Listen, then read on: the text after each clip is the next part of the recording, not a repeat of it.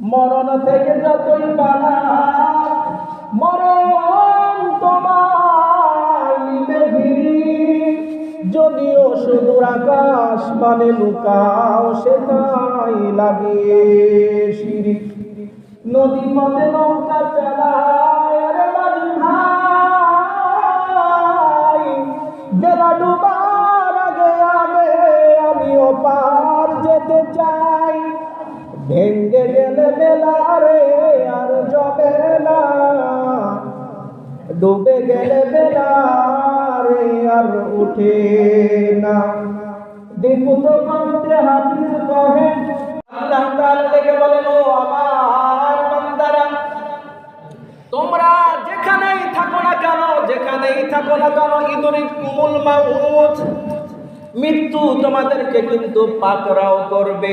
ওয়ালাউ কুনতুম ফি বুরুজিন মুশাইয়াদা, যদিও তোমরা শক্ত আর মজবুত ঘাঁটি নির্মাণ করো যে মৃত্যুর কাছ থেকে আমরা ভেগে যাব, মৃত্যুর কাছ থেকে আমরা পলায়ন করব, সম্ভব নয়, সম্ভব নয়, কোনোদিন তোমরা পলায়ন করতে পারবা না। পালায়ন করা সম্ভব নয়। মৃত্যু যেহেতু আমাদের জীবনে আসবে, এজন্য মৃত্যু যন্ত্রণা সাকরাতুল মউত অবশ্যই আসবে। কি বলেন? সাকরাতুল মউত আসবে না? অবশ্যই আসবে, অবশ্যই আসবে। আল্লাহ তাআলা কোরআনুল কারীমের মধ্যে বলেন, ওয়াজা সাকরাতুল মাউতি বিল হক যালিকা মা কুনতা মিনহু তাহিদ।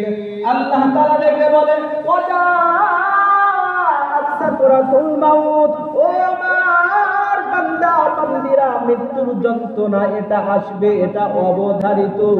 আর এই মৃত্যুর যন্ত্রণা থেকে তোমরা পলায়ন করতেছো, যে মৃত্যুর যন্ত্রণা তোমরা ভয় করবে না, তবে আমি আল্লাহ বলে দিলাম, মৃত্যু যেহেতু আসবে, মৃত্যুর যন্ত্রণা তোমাদের ভোগ করতে হবে।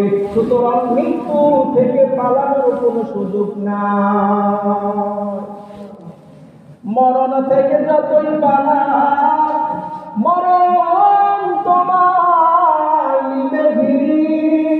যদিও সুদূর আকাশ মানে লুকাও, সেটাই লাগিয়ে সিঁড়ি।